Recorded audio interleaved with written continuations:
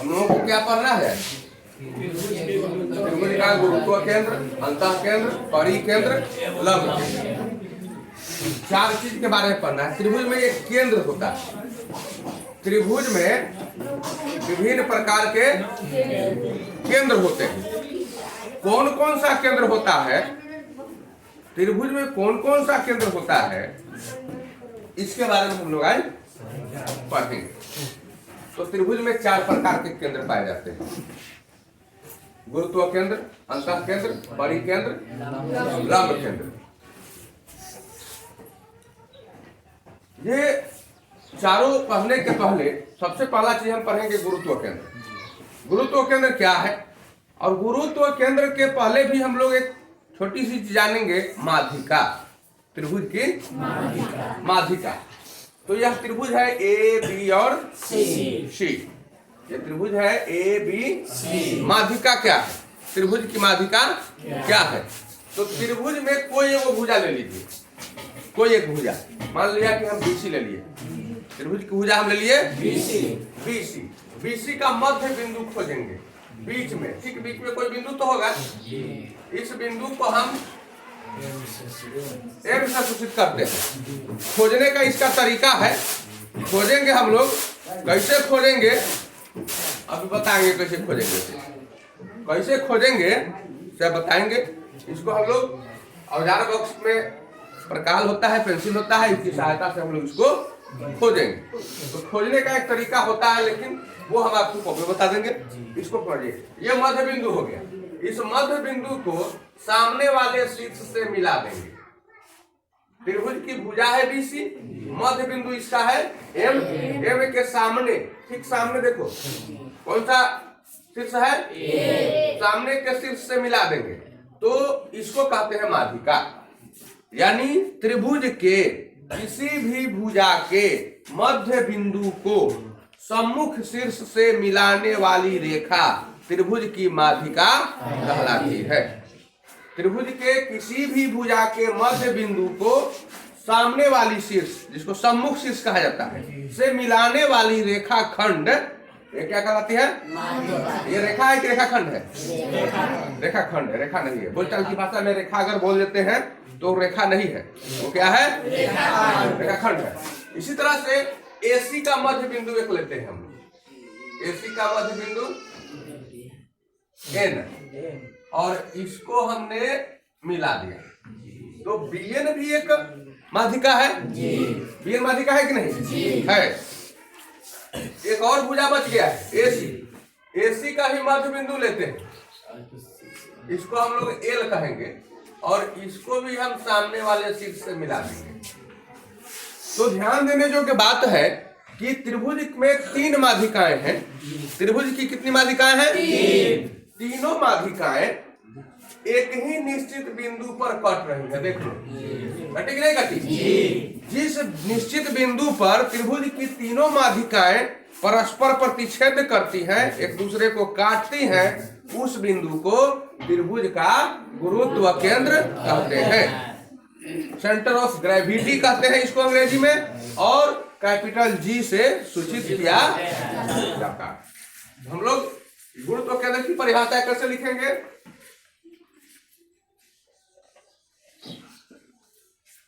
किसी त्रिभुज की, क्या हो गया?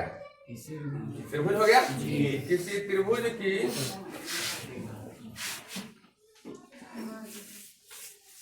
तीनों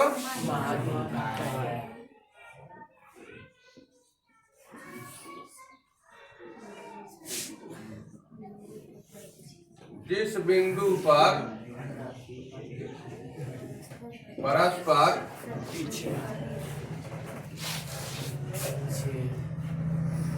प्रतिच्छेद करती हैं,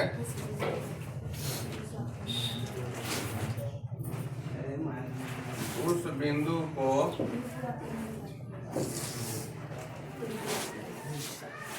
त्रिभुज का, उस बिंदु को त्रिभुज का क्या कहते हैं?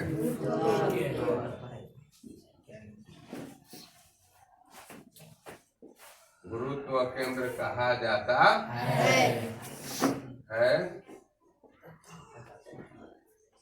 तथा इसे कैपिटल जी से सूचित करते हैं।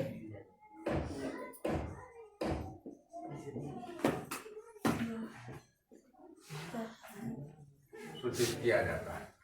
हो गया? तो सूचित करेंगे कैपिटल जी से।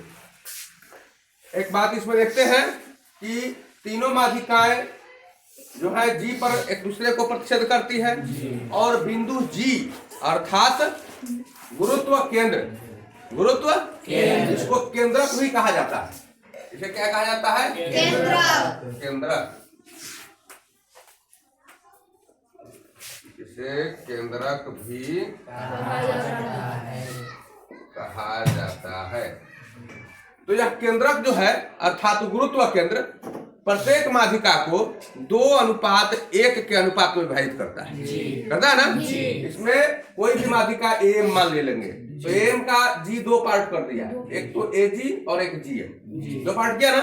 एजी बड़ा वाला भाग है और जीएम छोटा। तो बड़ा वाला भाग जो है 2 गुना छोटे वाले भाग के, छोटे वाले भाग के 2 गुना होता है बड़ा वाला भाग, और बड़े वाले भाग का आधा होता है छोटा वाला भाग। तो यहाँ पे उसको लिखते हैं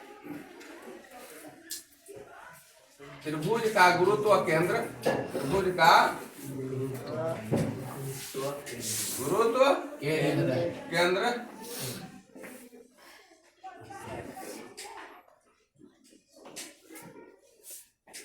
प्रत्येक माध्यिका को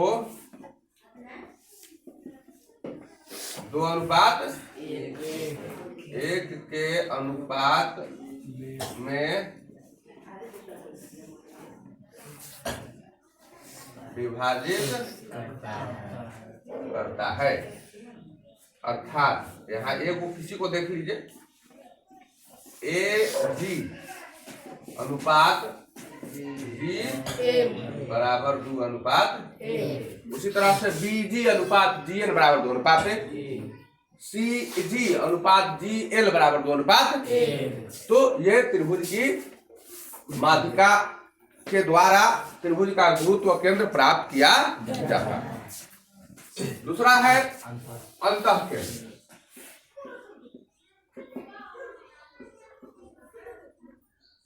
अंतः केंद्र इसको हम लोग आई कहते हैं, इन सेंटर। इसको हम लोग इन सेंटर कहते हैं, आई कहते हैं। तो ये इन सेंटर क्या है, आई क्या है, अंतः केंद्र क्या है? हम लोग एक त्रिभुज बनाते हैं। इसको भी जानने के लिए हम लोग एक त्रिभुज बनाते हैं। यह त्रिभुज है ए बी सी। इस त्रिभुज में 3 भुजाएं हैं, 3 शीर्ष हैं, 3 कोण हैं। तो अंतः केंद्र जो होता है, अब उसमें हम लोग भुजा का मध्य बिंदु लिए हैं। अब छोड़िए, ये कोई एक कोण लीजिए, ये कोण ले लिए। कोण का समद्विभाजक, कोण का समद्विभाजक खींचेंगे। एक ऐसी रेखा खंड जो इस कोण बी को 2 बराबर भागों में, आधा इस साइड में आधा इस साइड, तो 2 बराबर भागों में बांटने वाली एक रेखाखंड इस तरह से हम खींचते हैं। देख रहे हो? ठीक है। उसी तरह से कोण सी को 2 बराबर भागों में बांटने वाली एक रेखाखंड खींचते हैं।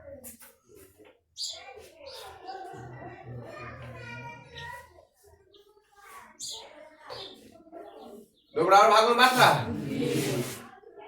सी को भी, कोण सी को भी 2 बराबर भागों में बांटा, कोण ए को भी 2 बराबर भागों में बांटने वाली एक रेखाखंड खींचेंगे। और हम देखते हैं कि सभी रेखाखंड एक ही निश्चित बिंदु पर एक परस्पर प्रतिच्छेद करते हैं। इसी निश्चित बिंदु को त्रिभुज का अंतः केंद्र कहा जाता है। इस निश्चित बिंदु को त्रिभुज का इन सेंटर कहते हैं, आई से सूचित करते हैं। अंतः केंद्र वह केंद्र है जिसको केंद्र मानकर यदि कोई वृत्त खींचा जाए त्रिभुज के भीतर तो यह सभी भुजाओं को स्पर्श करती है। सभी भुजाओं को स्पर्श करती हुई एक वृत्त खींच सकते हैं हम लोग।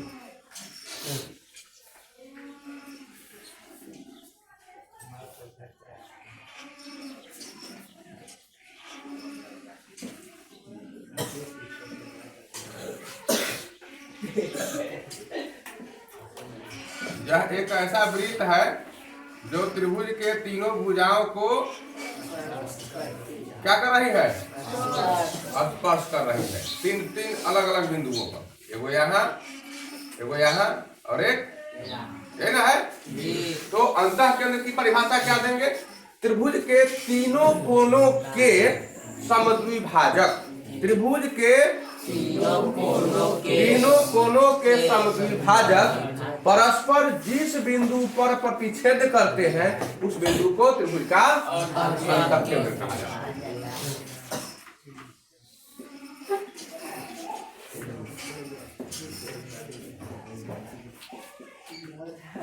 त्रिभुज के तीनों कोनों के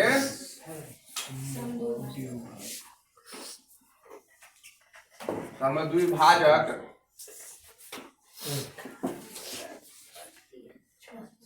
परस्पर जिस बिंदु पर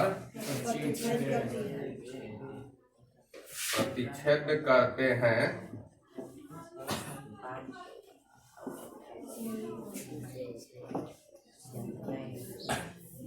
उस बिंदु को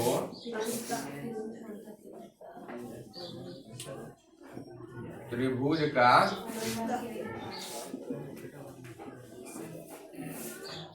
अंतः केंद्र कहा जाता है।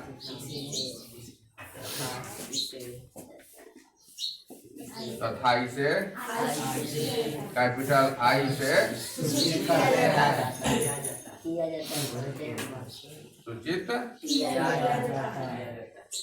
किया जाता है। हो गया? तो अंतः केंद्र को केंद्र मानकर यदि त्रिभुज के भीतर कोई वृत्त खींचा जाए तो यह त्रिभुज के सभी भुजाओं को अंतः स्पर्श करती है, भीतर से स्पर्श करती है। यदि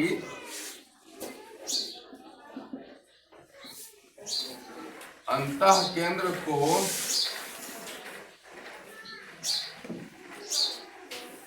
केंद्र मानकर कोई वृत्त खींचा जाए तो यह त्रिभुज के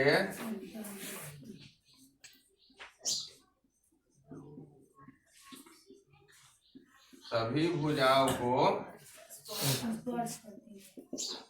अंतः स्पर्श करती है। समझे? इसके बाद है परिकेंद्र।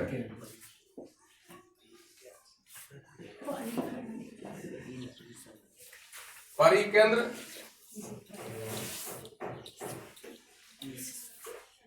जिसको हम लोग आउटर सेंटर भी कहते हैं। तो परिकेंद्र को ओ से भी सूचित करते हैं। परिकेंद्र को ओ से भी सूचित किया जाता है। वैसे सूचित करने का कोई निश्चित ये लेटर है नहीं, जो भी अंग्रेजी में बोलते हैं उसके फर्स्ट लेटर से हम लोग सूचित कर देते हैं।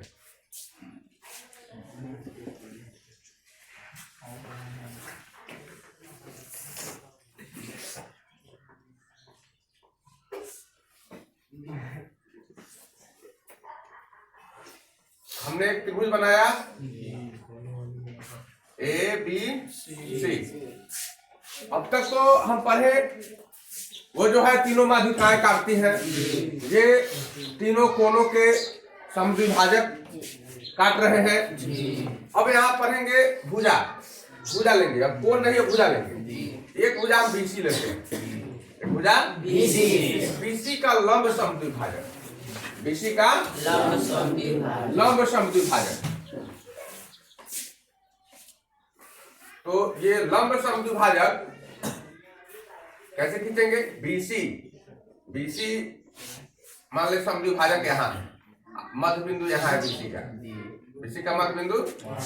तो लंब समद्विभाजक का मतलब कि लंब भी हो, सीधा हो, लंब भी हो और आधा काटता भी हो। तो ये हुआ लंब समद्विभाजक। ये क्या हुआ? इस भुजा का लंब समद्विभाजक लेते हैं। इस भुजा का लंब मतलब कि 90 डिग्री का कोण भी बनाता हो। ये हुआ। और इस भुजा का लंब समद्विभाजक लेते हैं।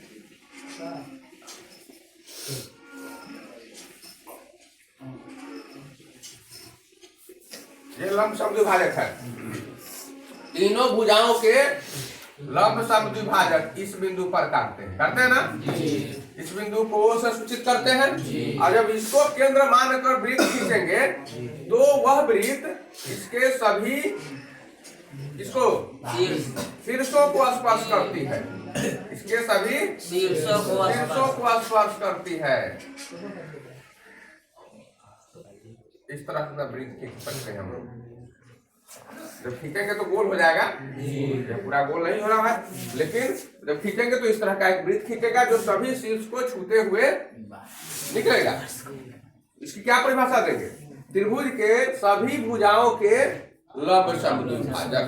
त्रिभुज के सभी भुजाओं के लंब समद्विभाजक।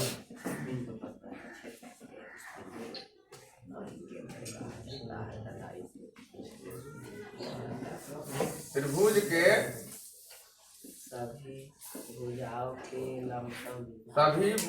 के लंब समद्विभाजक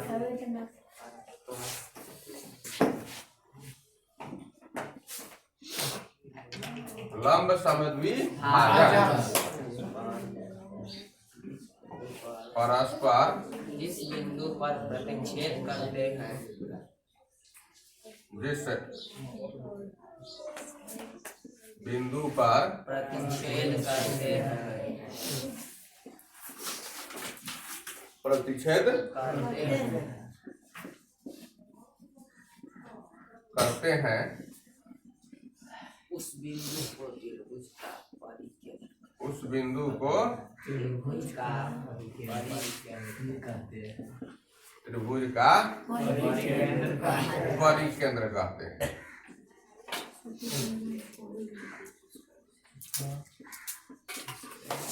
तथा इसे O से सूचित किया जाता है। O से सूचित किया जाता है। किया जाता है। यदि इस परिकेंद्र से होकर कोई वृत्त खींचा जाए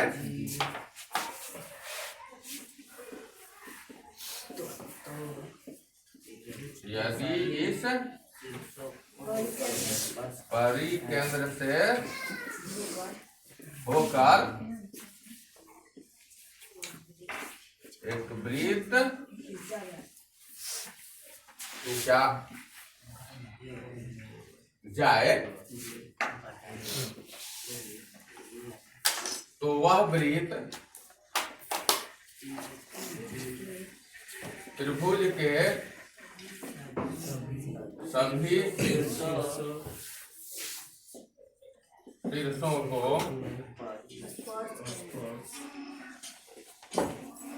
स्पर्श करती है। वह त्रिभुज के सभी शीर्षों को स्पर्श करती है। पर है अभी यदि इस परिकेंद्र से होकर एक वृत्त खींचा जाए तो वह त्रिभुज के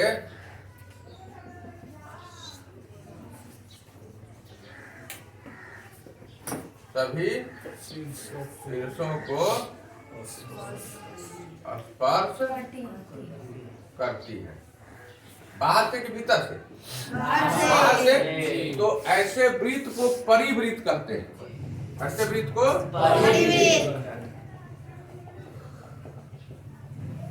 ऐसे वृत्त को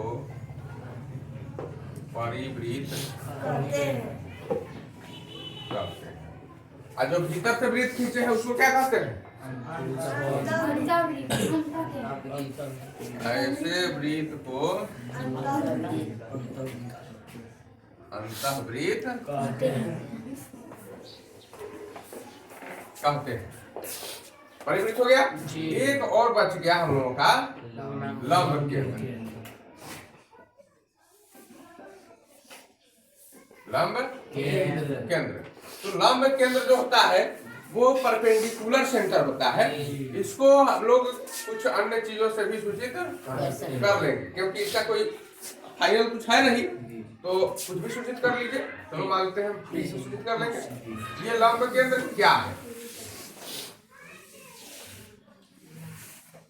यहाँ बहुत सावधानी से इसको समझना है, क्योंकि तीनों के बाद थोड़ा सा जटिल बनता है। अब ये कोई शीर्ष लेंगे ए। अब न तो इस कोण को समद्विभाजित करना है, न इस भुजा का मध्य बिंदु खोजना है, ऐसा कुछ नहीं करना है। अब यहाँ से लंब डालना है इस भुजा पर, सामने वाले शीर्ष से या किसी भी शीर्ष से सामने वाली भुजा पर लंब डालना है। तो लंब डालने के लिए यहाँ से एक चाप लेकर ऐसे काटते हैं, इस तरह से काटते हैं, समझे? इस तरह से क्या करते हैं? और यहाँ से इधर भी, और यहाँ से लेकर इधर भी काटते हैं और इधर भी काटते हैं, उसको यहाँ से मिलाते हैं। तो इस तरह से हम लोग चाप काटते हैं। इसको हम लोग औजार बॉक्स से देखेंगे।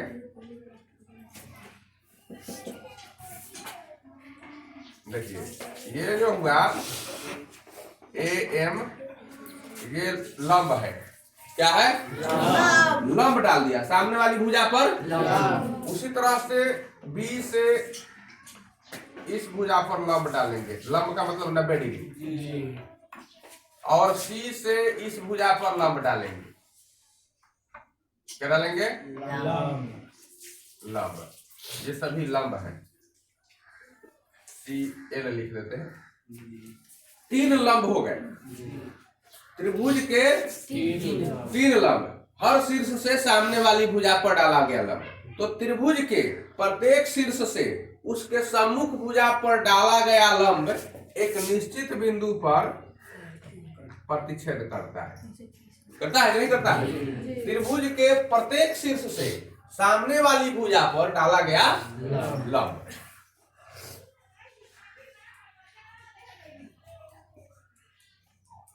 त्रिभुज के प्रत्येक शीर्ष से सम्मुख भुजा पर डाला गया लंब परस्पर जिस बिंदु पर प्रतिच्छेद करता है, प्रतिच्छेद करते हैं लिखते हैं, क्योंकि एगो नहीं है 3 गो है ना। प्रत्येक मतलब अलग अलग है।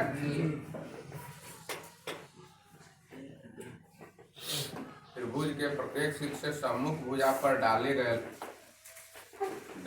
गए लंब परस्पर जिस बिंदु पर प्रतिच्छेद करते हैं उस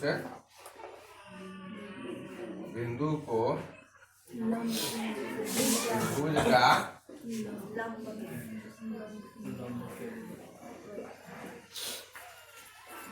लंब केंद्र कहा जाता है। हो गया? इसे कुछ से भी सूचित कर सकते हैं।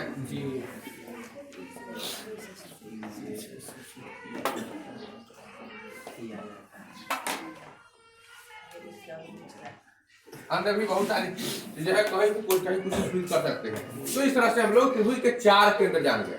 त्रिभुज के 4 केंद्र। चलिए इसके बाद फिर हम लोग आगे बढ़ते हैं।